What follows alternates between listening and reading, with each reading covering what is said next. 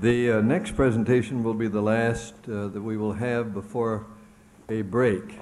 And the presentation will be given by Joseph Montoya and Sharon Welch on Santa Fe Affordable Housing Roundtable.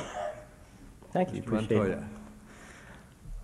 The story of our project is a story of the City of Faith, its culture, its history, its values, its people. The city was established in 1605, before Boston, before Jamestown, before Plymouth Rock. For almost 400 years, Santa Fe forged a unique culture, one in which rich and poor people live close together. Race or class was less important than family honor. Much of this, or what was left of that, began to erode in the mid-70s. Santa Fe was invaded by a new class of peoples, newcomers who had fueled a real estate boom to an all-time high. The city's response at that time was to convene several ad hoc committees, task forces. We produced plans, resolutions, policy statements. However, very little progress had been made. By 1991, the situation had become unbearable. Over 80% of our population couldn't afford the median-priced home. Housing prices were 50% above the national average. Our wage scales were about 30% below the national average. Home ownership was dropping by 2% per year, from a high of 80% in the 1950s to below 60%. This is significant because this is a city where most of the people not only owned their own homes, but had built them upon the soil that they laid. For the first time in history, Hispanics were actually a minority in the city that they built. They could no longer afford to live there. It was time to act boldly. Si se puede. We produced a strategic plan which is crafted from the nonprofit's production goals, and the city itself accepted that as its official policy. We produced organizational systems which demanded cooperation and coordination, not competition. We based these systems on traditional patterns of human relationships. We designed decision-making processes that would improve the people and empower the people that had to make the decisions to get things done. We designed new programs that were, again, based on some of the traditional patterns of home ownership. We designed and financed whole new developments, which was based on traditional land use patterns and reflected the people's traditional cultures. And we produced whole new nonprofit organizations, thereby strengthening their production methods and decreasing the cost to the city's organizational systems. There's much to be said about the effectiveness of the programs that are operated by the members of the Santa Fe Affordable Housing Roundtable. It's a 9-member trade organization composed of nonprofits and city and county government, created by the city of Santa Fe. What we're hoping to achieve, though, is not the short-term goals, the high production levels that we've seen. What we want is long-term victory. We want to instill a dynamic new system that will respond to change over time and be there to continue to serve the people in need. And in doing this, local government has acted as a catalyst to create the nonprofit organizations and to connect the nonprofits with the resources of government and private sectors. The nonprofits, likewise, have been able to bring volunteerism and pro bono professional skills and work to the program. What we have done so far is we've produced 632 housing units in a 3-year period. That would be a sizable goal for a much larger city. We have 863 units under construction in progress right now, and we have a 15-year planned new community, Tierra Contenta, that will eventually produce 3,500 units, about 60% of which will be affordable to moderate income and lower. So there are a couple of things that we think should be replicated and have been replicated by other entities in New Mexico and in the mountain western region. And first of all, we think that our process of creating a roundtable, a collaboration that has really worked effectively for really over 50-some agencies. There are 9 members, but the affiliations range to over 50 agencies. And the second feature is that we use the problem to transport us to a solution. Thank you. Thank you. That was a very We didn't get to the good part. sensitive and abrupt termination. Let's start the questions with Jack Rosenthal. You mentioned your plans for the development called Tierra Contenta.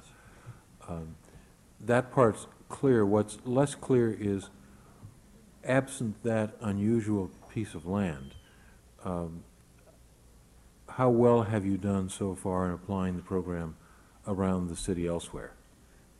It's the general city's policy to provide affordable housing, as had traditionally been done throughout the whole city. We now have 16 different developments under contract for affordable housing in different areas. We have an ad hoc inclusionary program now, and actually we'll formalize it or hope to formalize it later on in the year, which provides affordable housing in every single new development that will come up. What are the relative numbers of Tierra Contenta developments versus elsewhere? In total, the ones that are being built right now, if you look over the last 3-year period, about 50-50 in Tierra Contenta and the 50% in the rest of the city of Santa Fe. Luis? This is a very successful project. Where is the innovation in your estimation? We believe there's several kinds of innovations. One, we took traditional decision-making systems that we had brought from the Mayordomos. A lot of the programs that we're in, for instance, we have a unique land lease program, which actually takes aspects back from Santa Fe land grants systems and incorporates them into new systems and new laws to be able to allow currently. We were able to get around something called our anti-donation clause, which did not allow the city of Santa Fe or any municipality in New Mexico to donate anything. And we provided a new, unique way about getting around that particular law. Yes, Lynn. In some of the comments about it, there is the definition that, or it's defined as having the ability to in addition to the nonprofits, to have arms out to the development community and the builders. I've heard no mention of any part of the private part from you of this public-private. I wonder if you could comment on that. Yes. I'm one of the nonprofit partners, the Santa Fe Community Housing Trust, and we have a variety of relationships. We work directly with private developers, in one case where 40% of the units that private developer is building is affordable at the same price that we could make it available if we put a $20,000 subsidy into it. And other relationships are lesser, like we check to make sure that the people who are buying the affordable homes are qualified income-wise. We extensively use the private development sector, the building industry, in advising us how to develop. Our group is developing 160 units right now and couldn't do it without the assistance from the building industry and the private sector. First, Max, and then Barbara.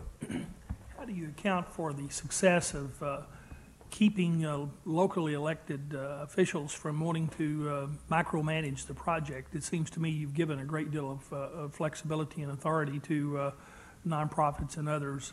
Would you tell us how that came about, and can other communities do that? I was voted the nicest guy in New Mexico in 1987, so they trust me. One of the... I think the committee didn't get that. Repeat that, would you? They trust me. No, I think one of the issues is that there had been a succession of failures for so long. For 15 years, there had been so much policy documents and so much planning going on, failed projects, and things that simply weren't working. The problem continued to get worse. So the political leadership at the time was actually looking for something that will work. I was hired at that time for this purpose to make sure things happened, and a lot of people along that same time came on board, and we provided immediate successes. Barbara? One of the issues you raised at the beginning, the very legitimate concern about the native Hispanic population basically being removed for lack of affordability within Santa Fe City limits. As you look at affordable housing now and as the plans are moving forward, is there an affirmative action component? How are you handling that issue as you make available affordable housing to the breadth of population that represents Santa Fe? As a provider, what we do is market directly to the clientele that we're trying to serve. And about 90% of the people who have been assisted have been the native Hispanic resident or other longtime resident of Santa Fe. And there are qualifying measures. We have extended it as far as we can in putting a time limit on how long people must have been there. And we do that to assure their stability over the long term. But there is a racial mix in the low-income housing as families are approved for that. All the developments that we have been involved with are not just low income, it's integrated. The Cheddar Contenta development itself is an integrated concept. So, so we strive to have both economically integrated communities and ethnically integrated communities. So right now we have about a 50-50 mix, and so far almost all our developments have reflected that.